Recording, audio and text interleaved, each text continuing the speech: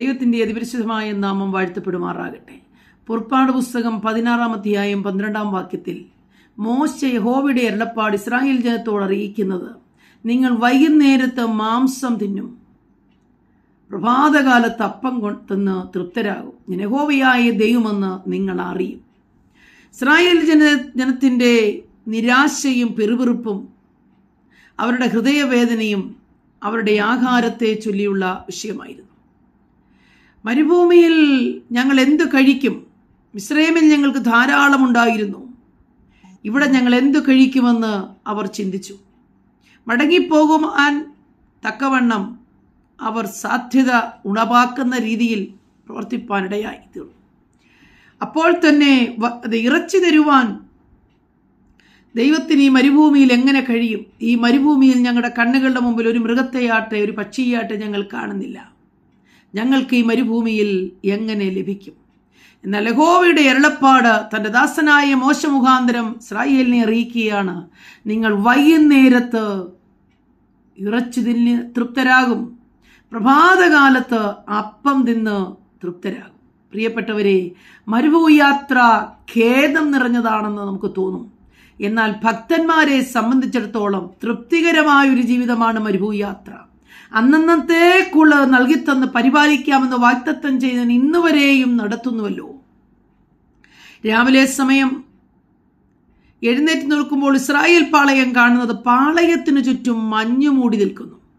അല്പസമയം കഴിയുമ്പോൾ സൂര്യൻ ഉദിക്കുന്നു. സൂര്യന്റെ പ്രകാശത്താൽ, സൂര്യന്റെ ചൂടിനാൽ ആ കിരണങ്ങൾ മഞ്ഞിന്റെ മേൽ വീഴുമ്പോൾ മഞ്ഞുരുകി മാറുന്നു. അപ്പോൾ അവരിതാ ഒരു കൊത്താമ്പലരി പോലെ, ചെതുമ്പൽ പോലെ വെള്ളയായ ഒരു വസ്തുവിനെ കാണുകയാണ്. അത് പറക്കിയെടുത്ത് പ്രിപ്പയർ ചെയ്യുമ്പോൾ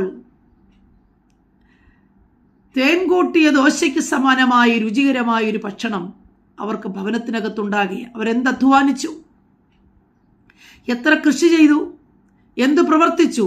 മരുഭൂയാത്രയെ ആരംഭിപ്പിച്ചവൻ, ഇറക്കി തിരിച്ചവൻ, പുറത്തു കൊണ്ടുവന്നവൻ ഒരു നാളും തകർന്നു പോകുവാനും വിശപ്പ് കൊണ്ട് മരിക്കുവാനും ദൈവം സമ്മതിച്ചില്ല.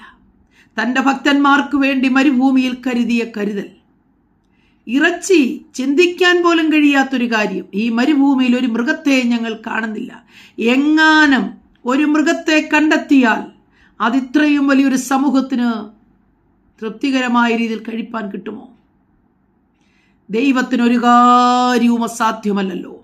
സർവശക്തനായ ദൈവം തൻ്റെ വാക്കുകൾ കൊണ്ട് സകലത്തെയും സൃഷ്ടിച്ചു.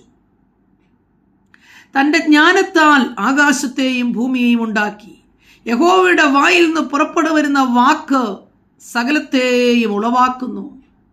രാവിലെ സമയം ദൈവത്തിൻ്റെ ആത്മാവ് എന്നെ കേൾക്കുന്ന ചിലരെ പ്രബോധിപ്പിക്കുന്നത്,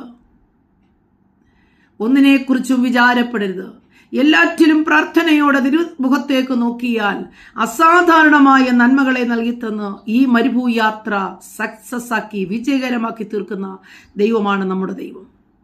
അവരൊരു മൃഗത്തെയും കൊല്ലുവാൻ പോയില്ല, മൃഗത്തെ അന്വേഷിച്ച് വേട്ടയാടാൻ പോകേണ്ടി വന്നില്ല. സർവശക്തൻ കയ്യെത്താകുന്ന ദൂരത്ത് കാടപ്പക്ഷിയെ, അവരുടെ ആഗ്രഹമായിരുന്ന ഇറച്ചിയെ കൊണ്ടെത്തിച്ചു കൊടുത്തു.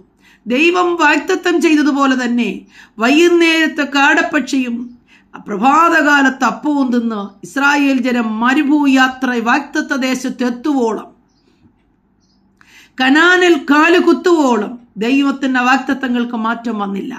ഇത് ദൈവവചനം രാവിലെ സമയം എന്നോടും നിങ്ങളോടുമുള്ള ആലോചന. വാഗ്ദത്ത ഭൂമിയിൽ, അതെ, നിത്യകനാനിൽ എത്തുവോളം വാഗ്ദത്തം ചെയ്ത ദൈവം വിശ്വസ്തനാണെന്ന് ഇന്ന് രാവിലെ ഒരു പ്രാവശ്യം കൂടി ഉറപ്പിക്കുകയാണ്. നമ്മോട് വാഗ്ദത്തം ചെയ്തിരിക്കുന്ന ഭൗമിക നന്മകൾ, ആത്മീയ നന്മകൾ, ഈ മരുഭൂയാത്രയിൽ ആവശ്യമായിരിക്കുന്നതെല്ലാം നൽകിത്തന്നു മാനിപ്പാൻ അവൻ ശക്തനാണെന്ന് ഉറയ്ക്കുവാൻ പരിശുദ്ധാത്മാവ് പറയുന്നു. രാവിലെ ഈ വചനം ഏറ്റെടുക്കാം. ദൈവം നമ്മെ സഹായിക്കട്ടെ. ആമേൻ.